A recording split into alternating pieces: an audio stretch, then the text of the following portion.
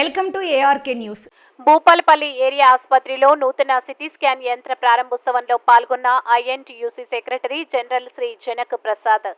తేదీ 9/3/2024 శనివారం రోజు భూపాలపల్లి ఏరియాలోని సింగరేణి ఏరియా ఆసుపత్రిలో కార్మికుల కోసం నూతనంగా ఏర్పాటు చేసిన సిటీ స్కాన్ యంత్ర ప్రారంభోత్సవంలో సంస్థ డైరెక్టర్ ఎన్వీకే శ్రీనివాస్, గౌరవ ఎమ్మెల్యే గంట సత్యనారాయణరావుతో పాల్గొన్న INTUC secretary general Shri Janak Prasad మాట్లాడుతూ కార్మికుల సంక్షేమం కోసం నూతన సి&ఎండి బలరాం నాయక్ నేతృత్వంలో అనేక కార్యక్రమాలు చేపడుతున్నామని, అది మంచి పరిణామమని, కానీ కొన్ని కోట్ల రూపాయలు ఖర్చు చేసి తెచ్చిన ఆధునిక పరికరాలను నడిపే టెక్నీషియన్ లేకపోవడం వల్ల అనేక ఏరియాలో యంత్రాలు నిరుపయోగంగా ఉన్నాయని, వాటిని అనుభవజ్ఞులైన టెక్నీషియన్ నియమించడం ద్వారా వాటిని సరైన సమయంలో ఉపయోగించడం అని ఇప్పుడున్న రాష్ట్ర ప్రభుత్వం, ముఖ్యమంత్రి రేవంత్ రెడ్డి, ముఖ్యమంత్రి శ్రీ మల్లు బట్టి విక్రమార్క సింగరేణిపై ప్రత్యేక శ్రద్ధ పెట్టి ఉత్పత్తితో పాటు కార్మికుల సంక్షేమం కోసం పెద్దపీట వేస్తున్నారని, రాష్ట్రంలో కాంగ్రెస్ ప్రభుత్వం ఏర్పడిన వెంటనే తాడిచెర్ల 2 కోసం ప్రత్యేక శ్రద్ధ తీసుకుని దానిని సింగరేణికి కేటాయించడం కోసం కృషి చేసిందని,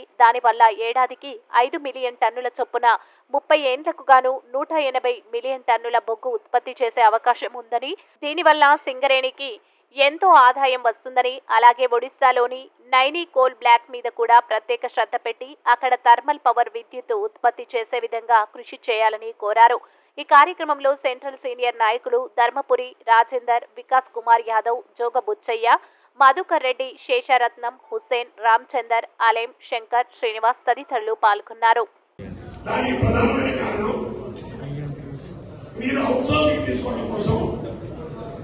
వాళ్ళకి వేజెస్ ఇచ్చేయడం తప్పైంది. ఒక్కొక్క రేడియాలజిస్ట్ 3 కోట్ల రూపాయలు డొనేషన్ ఇస్తారు. ఇక్కడికి ఎందుకు వస్తారు? టెక్నీషియన్ రావాలంటే హైదరాబాద్ రావాలా? వాళ్ళకి నెలకి 20,000 అంటే కాంట్రాక్ట్ కార్మికులు ఇచ్చిన వేజెస్ కూడా టెక్నీషియన్ ఎవరు రారు. మిషన్ ఐడియల్ ఉంటుంది, ఆ మిషన్ పనిచేయదు, ఆపరేట్ చేసే టెక్నీషియన్ ఉంటాడు. ఎక్కడైనా టెక్నీషియన్ ఉంటే ఆ టెక్నీషియన్ దగ్గర మిషన్ ఉండదు. పర్టికులర్ గా ఈ మెడికల్లో మేనేజ్మెంట్ ఎంత జరుగుతుందో ఎక్కడైతే యూటిలైజేషన్ ప్రకారం మాత్రం అంత లేకపోబట్టి కార్మికులు వాళ్ళ కుటుంబ సభ్యులు బాగా ఇబ్బంది పడతారు. ఈ విషయంలో మనం డైరెక్టర్ పిఎల్ఎం గారికి ఒక రిప్రజెంటేటివ్ ఇచ్చినాం. దాని మీద ఖచ్చితంగా చర్చ చెప్పాలని చెప్పినాము. దాని మీద టైం ఇంత సార్ మాట్లాడతాం. ఇక రెండో పాయింట్ ఏంటంటే, ఎప్పుడో 82లో 600-500 ఉన్నటువంటి భూభాగాన్ని మన బొగ్గు రావడం వల్ల ఇవాళ ఒక మున్సిపాలిటీ లేదా జిల్లా కేంద్రంగా మారింది. 6 జిల్లాలో బొగ్గు గనులు 11-12 ఏరియాలో విస్తరించాయి. కాబట్టి ఇవాళ రేవంత్ రెడ్డి గారి నాయకత్వంలో ఒక ప్రోగ్రెసివ్ గవర్నమెంట్ తెలంగాణ రాష్ట్రంలో వచ్చింది. దైవికంగానో ప్రజాబలంతోనో కాంగ్రెస్ పార్టీ మీద విశ్వాసంతోనో 9 మంది శాసనసభ్యులు కాంగ్రెస్, ఒక శాసనసభ్యుడు సిపిఐ సంబంధించిన ఎన్ఐ పార్టీ గెలిచారు. నాకు ఒక విశ్వాసం ఉంది.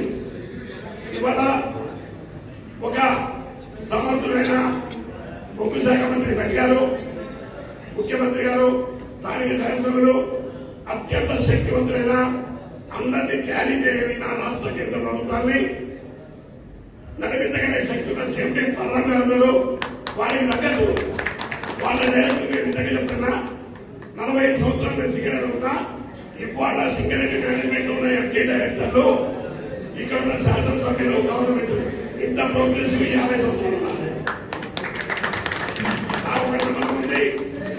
ఈ 5 ఏళ్ల పీరియడ్లో మీ శాసనసభ్యుడు వెంకటాపూర్ పైకి తీసుకొచ్చి కనీసం 800 మెగావాట్ల పవర్ ప్లాంట్ ఈ ప్రాంతంలో సైన్యంగా చేపించే బాధ్యత తీసుకోవాలని, అదేవిధంగా ఈ ప్రాంతంలో అందరికీ ఖచ్చితంగా ఉండే విధంగా చేయాలని, అదేవిధంగా రేవంత్ రెడ్డి గారు, బట్టి గారు, బలరాం గారు, మన డైరెక్టర్ 90 బ్లాక్ లో మనకది క్యాపిటివ్ మైన్, అది ఎస్టీపీకి లింక్ చేసిన మైన్. మనం అక్కడ బొగ్గు అమ్ముకునే అధికారం లేదు కాబట్టి అక్కడ 800x3 మెగావాట్ల పవర్ ప్లాంట్ పెట్టినట్లయితే మనకి 2400 మెగావాట్ల పవర్ వస్తుంది. కాబట్టి ఎట్టి పరిస్థితుల్లో